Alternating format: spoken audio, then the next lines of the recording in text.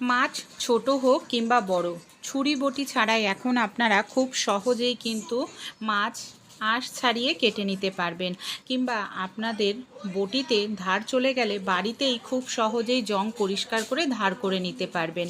বর্ষাকালে কি নুন ভিজে গেছে? তাহলে চলুন অসাধারণ কিছু টিপস আমরা দেখে নিই। সূচ সুতো দিয়ে আমরা কম বেশি প্রত্যেকেই সেলাই করে থাকি, কারণ আমাদের অনেকের বাড়িতেই সেলাই মেশিন থাকে না, তখনই কিন্তু আমাদের সমস্যার মধ্যে পড়তে হয় বন্ধুরা। তাই যদি সেলাই মেশিন না থাকে এই টিপসটি একবার ফলো করুন। আপনারা সুতোতে একবার নেল পালিশ লাগিয়ে নিন, ঘন্টার কাজ সেকেন্ডেই হয়ে যাবে আপনাদের। আর এই দেখুন, সুতোর মধ্যে কিন্তু নেল পালিশ লাগালেই আপনাদের সমস্যাটা সমাধান হয়ে যাবে।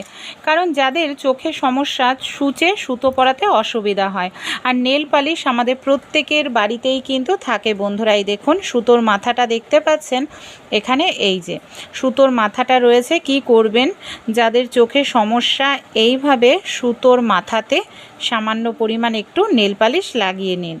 এখানে আপনাদের সুতোটাকে রেখে দেওয়ার প্রয়োজন নেই, নেল পালিশটা লাগিয়েই সঙ্গে সঙ্গে সুতোর মাথাটাকে আপনারা এইভাবে ডলে নিন। এই দেখুন, সুতোর মাথাটাকে আমি ডলে নিয়েছি। এর ফলে কি হয়েছে, সুতোর যে মাথাটা রয়েছে, সুতোর মাথাটা সোজা শক্ত হয়ে গেছে আর সোজা রয়েছে। এই দেখুন, আমি সূচে সুতো পরিয়ে নিলাম, সুতোর মাথাটা নড়াচড়া করলো না। আর এইভাবে সেকেন্ডও লাগবে না, সূচে সুতো পরিয়ে নিতে পারবেন। তাই আইডিয়াটি যদি ভালো লেগে থাকে অবশ্যই আপনারাও ট্রাই করবেন। এইভাবে সহজেই যে কেউ সুতো পরাতে পারবে। অনেক সময় দেখবেন বর্ষাকালে কোনো কারণে নুনের ঢাকনা যদি খোলা থাকে, নুনের মধ্যে ভেজা ভাব চলে আসে আর সেই নুনটা গলতে শুরু করে। আর নুন যদি গলে যায় তাহলে বেকার হয়ে যায়, পরবর্তীকালে ফেলে দিতে লাগে। তাই আপনাদের নুনেও যদি ভেজা ভাব চলে আসে, আপনারা এই টিপসটি একবার ফলো করে দেখুন, নুন একেবারে ঝরঝরে হয়ে যাবে বন্ধুরা। রান্না করার পর আমাদের যে গ্যাসের আমরা রুটি করি, তাওয়াটা গরম থাকে, এখানে গ্যাস জ্বালানোর দরকার পড়বে না।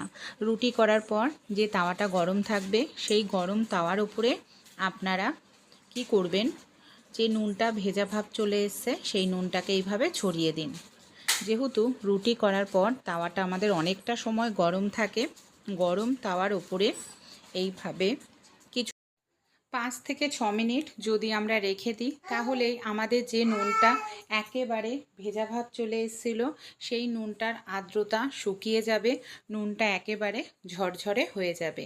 এই দেখুন, আমি এখানে 3-4 মিনিট রেখেছি, তাতেই কত সুন্দর নুনটা আমার ঝরঝরে হয়ে গেছে। এবার আমরা কোনো কৌটোয় ভরে রাখলে নুনটা কিন্তু আর আমাদের নষ্ট হবে না।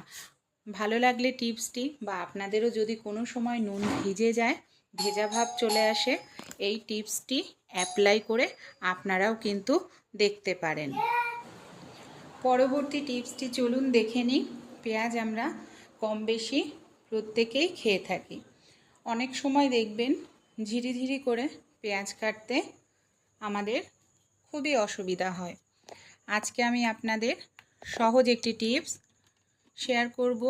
সবার প্রথমে পেঁয়াজটার যে খোসাটা আছে, খোসাটাকে ছাড়িয়ে নিলাম।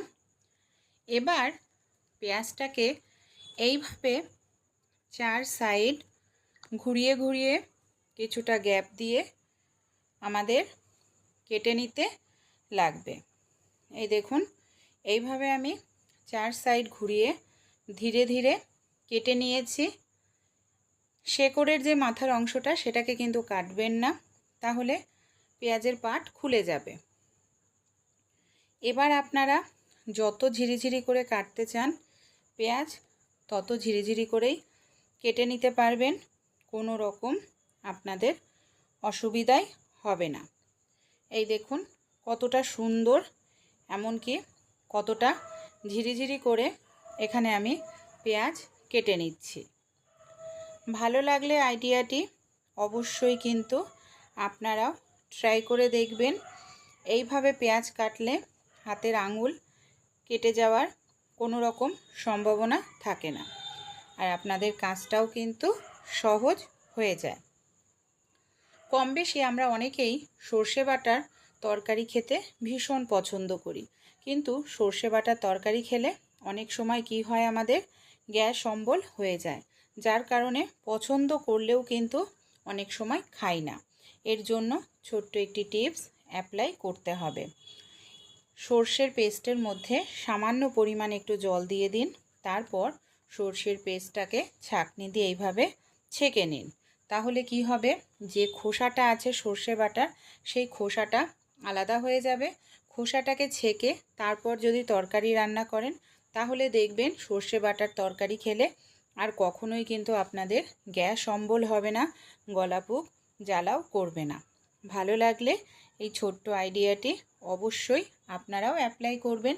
আর এইভাবে ছেঁকে যদি তরকারিতে সর্ষের পেস্ট দেন, তরকারির কালারও ভালো হবে। আটা কিংবা ময়দা আমরা এনে সবাই ঘরে রেখে দিই। আটা দিয়ে তো প্রত্যেক দিন রুটি খাওয়া হয়, অনেক সময় ময়দাটা ঘরে থাকে, ময়দাটা সব সময় খাওয়া হয় না। আর ময়দাটা অনেক দিন ঘরে থাকলে দেখবেন ময়দার মধ্যে পোকা ধরে যায়, এর স্বাদ তেতো হয়ে যায়। তাই এর জন্য ছোট্ট একটু কাজ আমাদের করতে হবে। আমাদের প্রত্যেকের বাড়িতেই মশলায় আমরা একটি জিনিস খেয়ে থাকি বন্ধুরা, সেটা হলো তেজপাতা। আপনারা একটা দুটো তেজপাতা ময়দার মধ্যে এইভাবে দিয়ে 6 মাস রেখে দিন, দেখবেন আপনাদের ময়দাতে বা আটাতে কখনোই পোকা ধরবে না, এর স্বাদ তেতো হবে না। ভালো লাগলে অবশ্যই ট্রাই করুন। যে বটি দিয়ে প্রত্যেক দিন সবজি কেটে থাকি, মাছ কাটি, ফল কাটি, অনেক সময় দেখবেন এই যে বটিতে না এইভাবে জং ধরে যায়। আর এইভাবে জং ধরে গেলে দেখবেন বটিরতে কোনো কিছু কাটা যায় না। তাই কিভাবে আমরা বটির ধারটা ফিরিয়ে আনতে পারি সহজেই, এখানে দেখুন আমি একটি পেপার নিয়ে নিয়েছি। এটা শিরিষ কাগজ বলে, শিরিষ পেপার। এটা যে কোনো আপনারা হার্ডওয়ার্সেই পেয়ে যাবেন, সামান্য একটু নেবেন, এর দাম কিন্তু অনেক বেশি নয়। এইভাবে কি করতে হবে, মাঝে মাঝে একটু ঘষবেন। এই দেখুন, এইভাবে ঘষলেই এই দেখুন, দেখতে পাচ্ছেন কি পরিমাণে জং উঠে যাচ্ছে। কিছু সময় ঘষে নেব। এই দেখুন আমি এখানে কিছু সময় ঘষে নিয়েছি, দেখতে পাচ্ছেন কি পরিমাণে জং উঠে গেছে। মানে এইভাবে আপনারা পরিষ্কার করবেন বাড়িতেই, তাহলে আর দোকানে নিয়ে গিয়ে আপনাদের অনেকটা টাকা পয়সা খরচা করতে হবে না। উল্টো দিকেও ঠিক একইভাবেই আমি এই শিরিষ কাগজটা দিয়ে এইভাবে একটু ঘষে নেব। দেখুন দুপাশ আমি ভালো করে ডলে নিয়ে ধুয়ে নিয়েছি, কতটা সুন্দর পরিষ্কার হয়ে গেছে। এবার ধার করানোর জন্য আমাদের বাড়িতে যে পিলার থাকে, এই ধরনের পিলার নিয়ে নেবেন। পিলার নিয়ে এইভাবে পিলারটাকে ঘষতে থাকবেন, একটু বাঁকা করে নেবেন। এইভাবে যদি একটু ঘষতে থাকেন, এই যে পিলারের সাহায্যেই খুব সহজেই আপনাদের বটির ধারটা ফিরে আসবে। ভালো লাগলো টিপসটি। সবজি কাটার পর বা মাছ কাটার পর, ফল কাটার পর সবসময় বটিটা কিন্তু ধোয়া হয় না, আর বটিটাকে আমরা এইভাবে রেখে দিই। অনেক সময় বাড়িতে বাচ্চা কাচ্চা থাকলে দুর্ঘটনা ঘটে যায়, বা এইভাবেও যদি আমরা বটিটাকে রাখি, বটির মধ্যে ধুলো ময়লা পড়ে, বটি তো আর ধুয়ে সবজি কাটা হয় না, দেখা যায় সেই খাবারের মধ্যেও না ধুলো ময়লা ঢুকে যায়। তাই আমাদের বাড়িতে এই ধরনের অনেক পুরনো কিন্তু মোজা থাকে বন্ধুরা। পুরনো যে মোজাটা ব্যবহার করা হয় না, পুরনো মোজা নিয়ে নেবেন। পুরনো মোজাটাকে এইভাবে আপনারা বটির মধ্যে পরিয়ে রাখবেন। তাহলে কি হবে, আপনাদের যে বটিটা আছে ধুলো ময়লা লাগবে না, নোংরা লাগবে না, পরিষ্কার পরিচ্ছন্ন থাকবে। এমনকি যখন প্রয়োজন তখন আপনারা মোজাটা খুলে আবার সবজি কাটতে পারবেন। তাই ভালো লাগলে টিপসটি অবশ্যই অ্যাপ্লাই করবেন। কাটার জন্য এখন ছুরি বটি কোনো কিছুর প্রয়োজন পড়বে না, সে ছোটো মাছ হোক কিংবা বড় মাছ, সেকেন্ডের মধ্যেই মাছ ছুরি বটি ছাড়াই কেটে নিতে পারবেন। হ্যাঁ বন্ধুরা, অনেক সময় মাছ বাজার থেকে কাটিয়ে আনতে গেলে অনেকটা সময় লাগে। দুটো সহজ টিপস আপনাদের সঙ্গে শেয়ার করব, সেকেন্ডের মধ্যেই আপনারা মাছ কেটে নিতে পারবেন। কিভাবে চলুন তাহলে দেখে নিই। আমাদের বাড়িতে এই ধরনের অনেক পুরনো চিরুনি থাকে।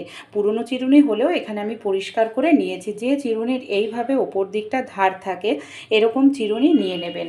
তারপর কি করবেন দেখুন, এই যে এইভাবে উল্টো করে ধরে টানতে থাকবেন। এই দেখুন, সেকেন্ডও সময় লাগছে না। মাছের যে আঁশ কত সহজেই দেখুন ছাড়িয়ে নিচ্ছি। মানে যতই বড় মাছ হোক, আপনারা 3 থেকে 4 মিনিটের মধ্যেই মাছের আঁশ ছাড়ানো যায়, যেটা বটি দিয়ে ছুরি দিয়ে, সেই কাজটি আপনারা 1 মিনিটও নয়, মানে ধরুন 30 থেকে 40 সেকেন্ডের মধ্যেই মাছের আঁশ ছাড়িয়ে নিতে পারবেন। দেখুন কত সুন্দরভাবে সেকেন্ডের মধ্যে মাছের আঁশ আমি এখানে ছাড়িয়ে নিলাম। আরও একটি যে পদ্ধতি শেয়ার করব, আমাদের বাড়িতে যে এই ধরনের চা ছাঁকনি আছে, এখানে নতুন চা ছাঁকনি নিতে হবে এমন কোনো কথা নয়, পুরনো চা ছাঁকনি নিয়ে নেবেন। সেই স্টিলের হোক কিংবা এই ধরনের প্লাস্টিকের চা ছাঁকনি দিয়েও এইভাবে আপনারা এই যে হ্যান্ডেলটা আছে না, হ্যান্ডেলটা দিয়ে শুধু এইভাবে একটু টান দেবেন, দেখবেন সেকেন্ডের মধ্যেই মাছের যত আঁশ আছে দেখুন সেকেন্ডের মধ্যে এখানে আমি ছাড়িয়ে পরিষ্কার করে নিচ্ছি। মাছ এইভাবে আপনারা বাড়িতে থাকা জিনিস দিয়েই খুব দ্রুত তাড়াতাড়ি মাছ ছাড়িয়ে নিতে পারবেন। দেখুন হ্যান্ডেলটা দিয়েই চা ছাঁকনির মাছ ছাড়ানো হয়ে যাচ্ছে। দেখুন পুরো মাছটারই কিন্তু আমি আঁশ এইভাবে ছাড়িয়ে নিয়েছি। এবার মাছটা কাটার জন্য কি ব্যবহার করব আমরা, এখানে আমি একটি কাঁচি নিয়ে নিয়েছি।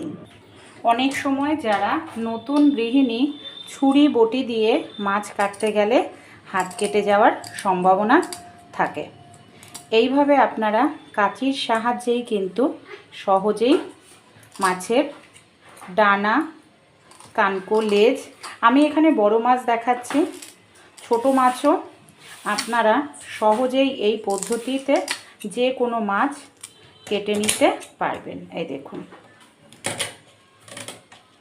কত সুন্দরভাবে এখানে কাটা হয়ে গেল। একইভাবে আমরা মাছটাকেও এইভাবেই আমি কাঁচির সাহায্যে পিস পিস করে নেব। আর এই কাজটি এইভাবে যদি আমরা করি, হাত কেটে যাওয়ার কোনোভাবেই কিন্তু সম্ভাবনা থাকবে না। এ দেখুন এবার কাঁচির সাহায্যে আপনারা মাছটা যেরকম পিস করতে চান সেরকম করে নিতে পারবেন। চলুন আমি কাঁচির সাহায্যে মাছটার পিস পিস করে নিই। পুরোটাই মাছ আমি দেখুন এইভাবে কেটে নিয়েছি।